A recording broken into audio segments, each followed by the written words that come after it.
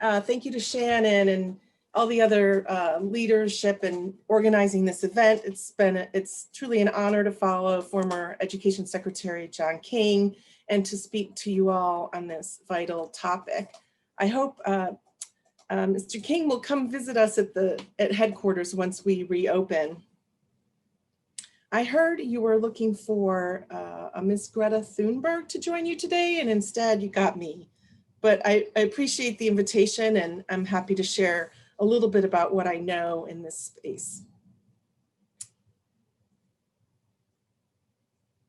In a letter to recently confirmed Presidential Science Advisor and OSTP Director, Dr. Eric Lander, President Biden posed numerous questions of utmost importance to the future of our country, and also that reveal his priorities. These include, how can breakthroughs in science and technology create powerful new solutions to address climate change, jumpstart economic growth, improve health, and grow jobs, especially in communities that have been left behind?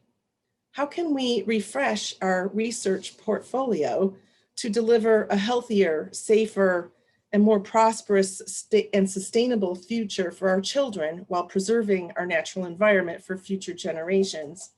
And how can we reimagine and transform STEM education by empowering teachers and deploying technologies to enhance the educational experience? The U.S. Department of Education intends to play a role in answering these questions. Before I proceed, I wanted to give a shout out to my colleague, Andrea Falcon, at the department, who manages the U.S. Department of Education's Green Ribbon Schools program, for sharing her wisdom with me and photos for my talk today. And I'll use the acronym ED as we refer to the U.S. Department of Education, because in DC, DOE stands for the Department of Energy. So when I refer to Ed, he's not a colleague, it's the department. In my brief remarks today, I want to touch on the following: equity, or the lack thereof, green jobs, some of the department's programs in this space, funding opportunities, and other resources. Next slide, please. As the Biden-Harris administration has explained, the term equity means the consistent and systemic, fair, just, and impartial treatment of all those, including individuals who belong to underserved communities that have been denied such treatment, such as Black, Latino, and Indigenous and Native American people, Asian Americans and Pacific Islanders, and other people of color, members of religious minorities, the LGBTQ+ community, people with disabilities, people who live in rural areas, and those otherwise adversely affected by persistent poverty or inequality. There are some bumps in the road, and of all the educational inequities that exist, I will only be able to address two. Bump number one, access to STEM courses. The 5,000 high schools with more than 75% Black or Latino students offered advanced math and science courses at a lower rate when compared to all high schools. The difference is greatest in advanced mathematics, calculus, and physics.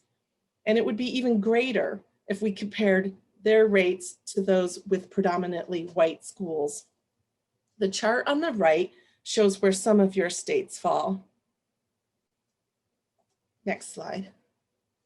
Bump number two, teacher diversity and quality. According to the 2016 State of Racial Diversity in the Educator Workforce, a report issued by our keynote speaker, Secretary King, the department found that by 2024, Black, Indigenous, and students of color are predicted to make up 56% of the student population, yet the PK-12 educator workforce is overwhelmingly white, around 80%, and that number has not changed much over the years. Education leaders are also predominantly white. Schools with high number of students of colors are 4 times as likely to employ uncertified and less experienced teachers than predominantly white schools. But we all know teachers of color are positive role models for all students in breaking down negative stereotypes and preparing students to live and work in a multiracial society. Yet teacher retention rates are lower among Black and Hispanic teachers than white teachers. We have to work to do better. Next slide. In response to the president's call to remedy disparities made evident and exacerbated by the pandemic, Secretary Cardona just announced the launch of a new Educational Equity Summit series beginning on June 22nd that will focus on how we must not return to the status quo.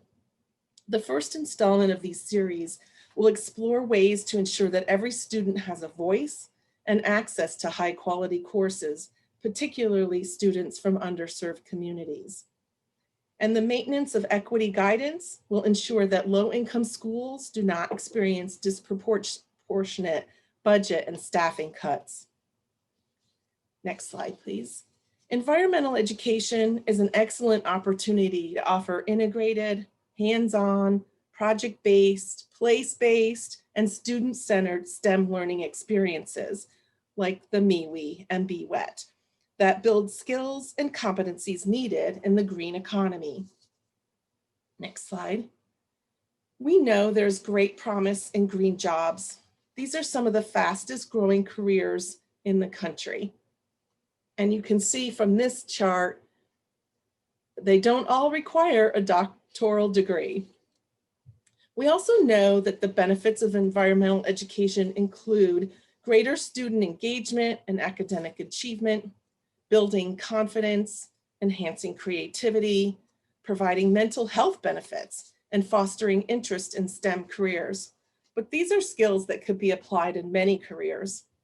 In order to ensure that all students have a shot at these green careers, we must introduce to all students the joy of environmental education and the related career opportunities. So how can we help? Next slide, please.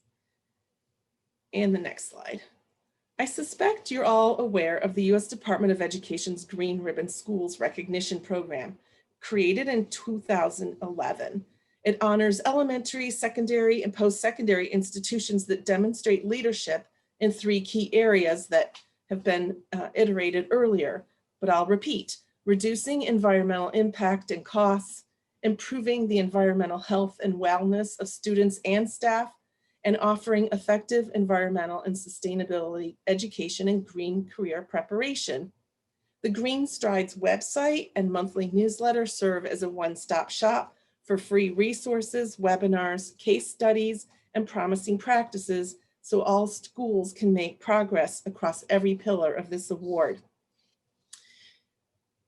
Let's hear from Secretary Cardona about the 2011 U.S. Department of Education's Green Ribbon School honorees. Roll 'em.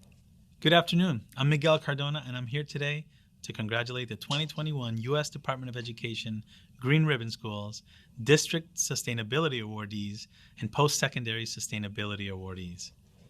We'll share the list of honorees shortly, but I want to take a moment to recall why we created this award. Nearly 10 years ago, scores of national and state organizations joined forces and advised the department that sustainable school facilities, wellness practices, and hands-on learning are innovative ways to increase achievement. They urged the creation of this award as an incentive for more green school activity. Today, the honorees range from early learning centers to post-secondary institutions. They include public, private, charter, magnet, rural, and urban awardees. As in many other years, over 50% of the selectees represent under-resourced communities. These are the schools that rise to the top, proving that green schools are for all communities, not just the most privileged. The healthiest, most inspiring school facilities and grounds can and should be a tool to deliver equity, creativity, and quality for students and educators. These awardees use sustainability in context to teach important civic values and skills that encourage students to grow into responsible, compassionate, and contributing global citizens. Thank you. Finally, Good afternoon. Finally, the department has partnered with NOAA since 2017 to provide Bay Watershed Education and Training, or BWET, experiences to more than 1,400 students, 230 educators at 51 21st century community learning centers, helping educators and youth in low-income and underserved communities find joy in environmental stewardship. They plan to reach 100 sites and possibly 2,800 students before this grant is over.